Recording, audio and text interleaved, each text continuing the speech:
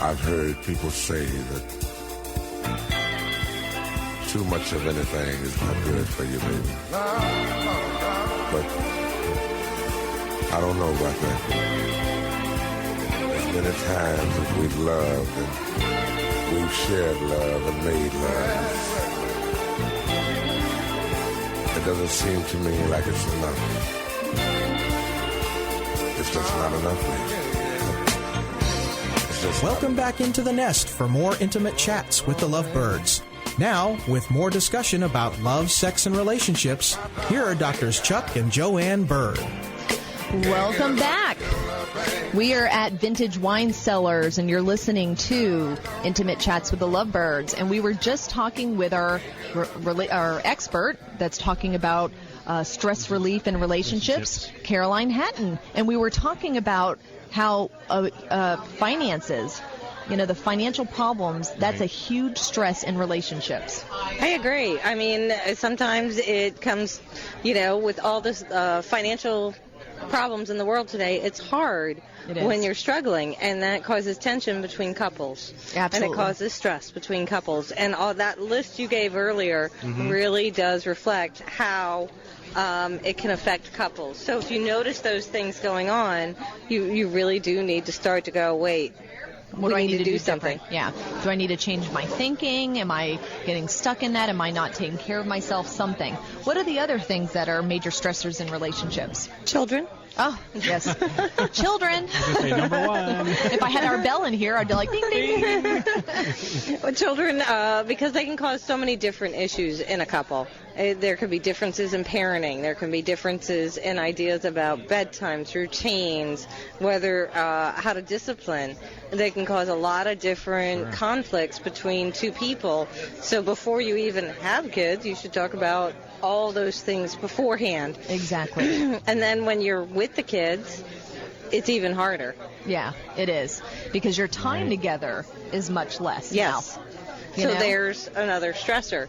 So you have less time as a couple, more time with the kids. Right. Well, we're always saying that statistic that sex decreases by 70% after you have children. I have never heard that one. Yeah, that's a huge amount that happens. The good news, though, is as they get older, that number goes back up, so it's not like it's up there. It increases back, don't worry. We don't want that to be the birth control for people, but it can go back up after that, but again, it takes work. Yes, it does. It does. Definitely. Exactly. What else? Busy schedules. And that ties in with the kids. That ties into it. With kids, taking them places, everybody's working, soccer practice, and then trying to also schedule time just for each other. Now it's no longer just, it's Friday, let's go meet here. It's, who's getting a babysitter, who's getting this, who's doing that. And then it's like by the time you get there, you're like, you're exhausted. Yeah. You're exhausted. It's like, I'm glad I'm here, but can we go home now? It's exhausting hearing parents talk about that. Yeah. Wow. Exactly. I'm stressed. So what other things? Sexual issues. Well, we know this all too well as sexologists. Sexual issues are major stressors in relationships, and especially if they're not talking about it, especially if they're avoiding the issues, which is sometimes what we see, which is so unfortunate because so many of these issues can be dealt with.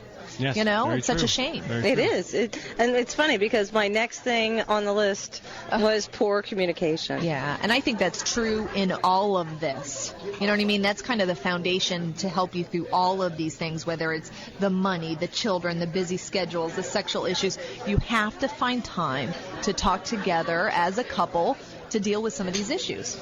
And what happens is sometimes people think communicating or talking to their spouse is stressful. And that just is like a cycle where it sort of snowballs and it goes out of control. So if you can't talk to them because you get stressed out and you have all this stuff going on, it's a double whammy. Yeah, where's your safe place? Who's the person that you can go to talk to, about all this stuff? So if you're having problems with that, definitely seek out help so they can help you learn to talk with each other about these things. Right. What else? Irritating habits of a spouse can be a stressor. Like what? What are some ideas for that? Leaving underwear on the floor. Like karaoke. Are you going to bring that up? I didn't even do one karaoke thing yet. Next time now. You were thinking about it. I was just going to say, we don't have any of those, right, babe? We don't have any irritating habits at all. No, not at all. But irritating habits, we all have them. But it could be nagging at a spouse. Mm-hmm. Going after him. Yep. What else? And not taking any responsibility for your own irritating habits. We all have them. Yes, we all. Yes. Yep. Yeah. I think I don't know who did it, but if you're holding your hand out and you're pointing at somebody, you look at that and it's like, okay, one finger is pointing out at them. Look at how many fingers are pointing back at you. Oh, nice. Isn't that nice?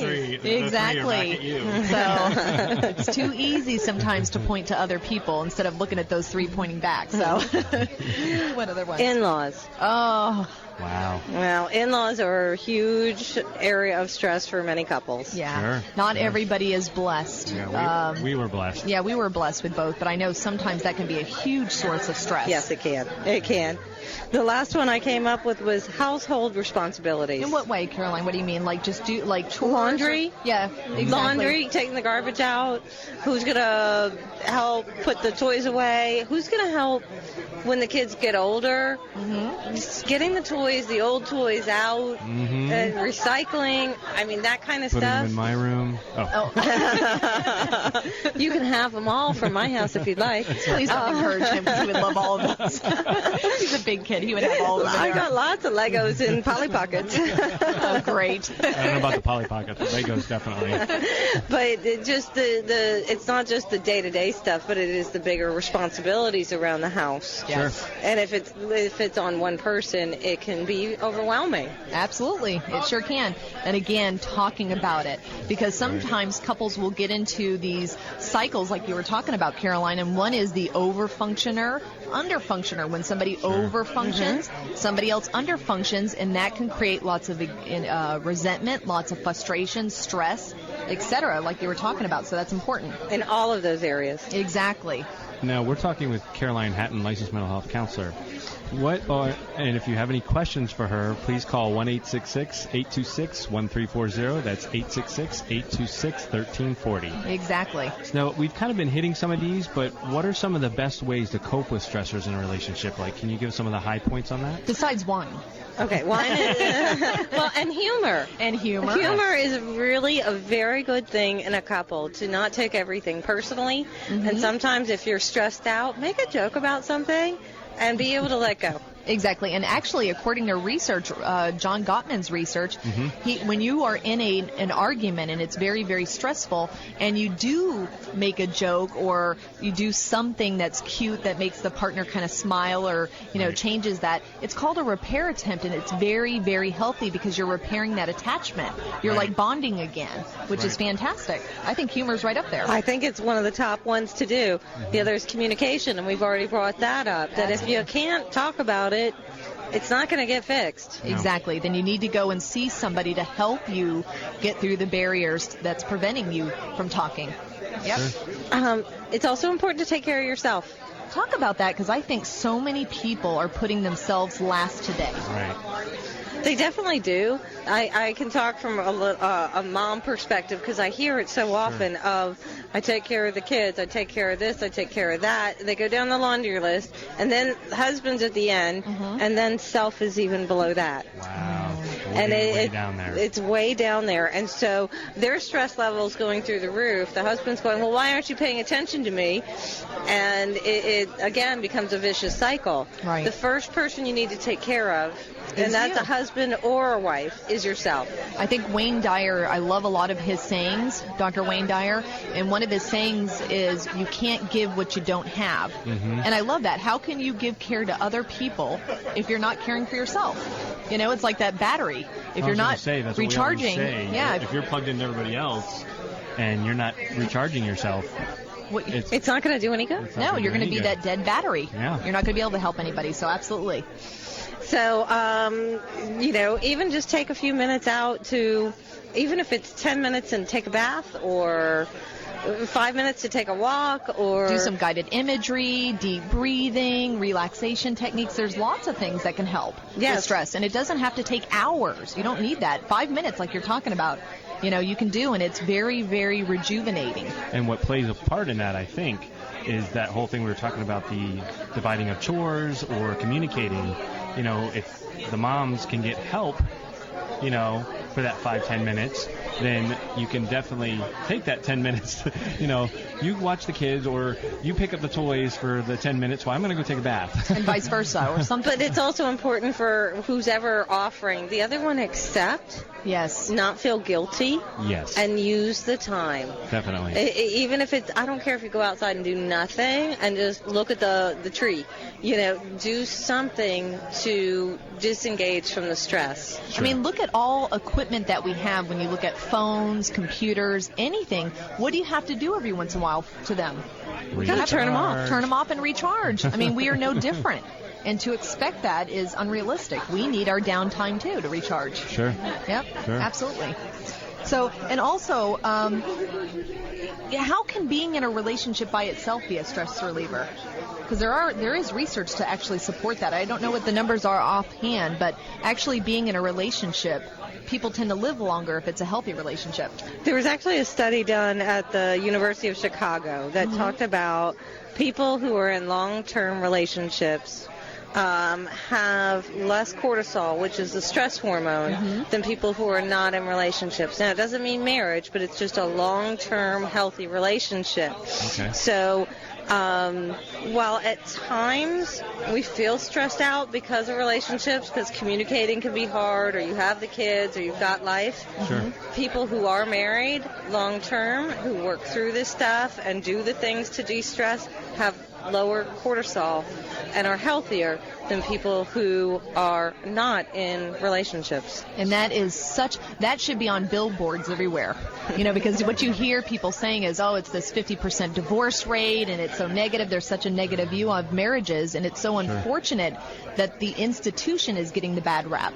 Instead of looking at, maybe is it a matter of choice, the reasons How why we're dealing with it. Yeah, or coping, or the people we're choosing, or instead of those things, it's maybe not marriage itself that's causing the problems. In fact, statistics show it's healthier. It is healthier to be married. So I think that. I love that. Yeah, I gotta love that. I think it's the lack of teaching people how to deal with feelings.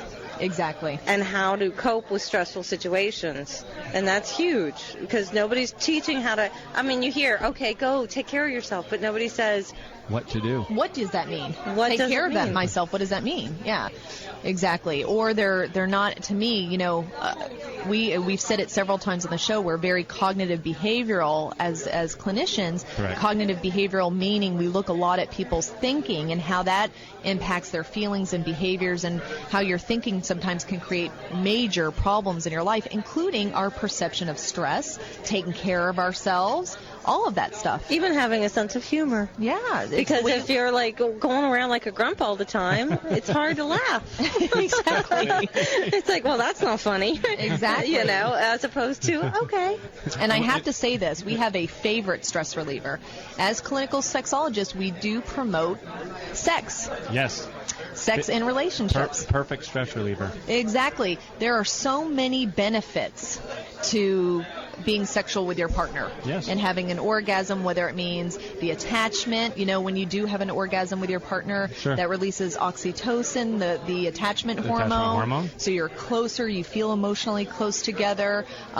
You can, probably, I'm not sure if there's research out there. I'm sure there is, but I'm sure that affects your cortisol. I bet it level. would bring it down. It brings it down. I bet. It's a good to weight do loss. research. There's weight loss in that exercise Well, program. And- Yes, it does take energy. Yeah, exactly. Well, there's that whole book out there, The Sex Diet. Oh, there you go. See? What do you? What is that? The guy who did? You have to have sex every No. day for 30 days. I No, remember that's that. a different one. That's a No? different one. Okay. But there was a woman out there. She called it The Sex Diet. Yeah. I believe it. Because you Definitely. do, it's very, very healthy for both men and women to have sex. So again, like you were saying before, if there's a problem in that area of the relationship, there are people that can help. There are sexologists, sex therapists that can actually help you through those difficulties along with communication. Sure. That was what I was going to say. Is that Yeah. sometimes if they're not communicating, it's hard to have sex. It just, again, I It doesn't think, happen. like you were saying before, if we were going to build that house with all those, like a stress house, Sure. the communication would really be the major problem because it affects so many of those. Yeah, so many of those areas. So those are just some of the, major stressors in relationships and the best ways to cope. So I think that's fantastic. Yep. And then I think in our next segment, we're going to cover the way you think, because I think we need to look at that a little bit more, the way you think and how that impacts your relationship. All right, and we're talking with Caroline Hatton, and you're listening to Intimate Chats with Lovebirds, and we'll be right back after these commercials.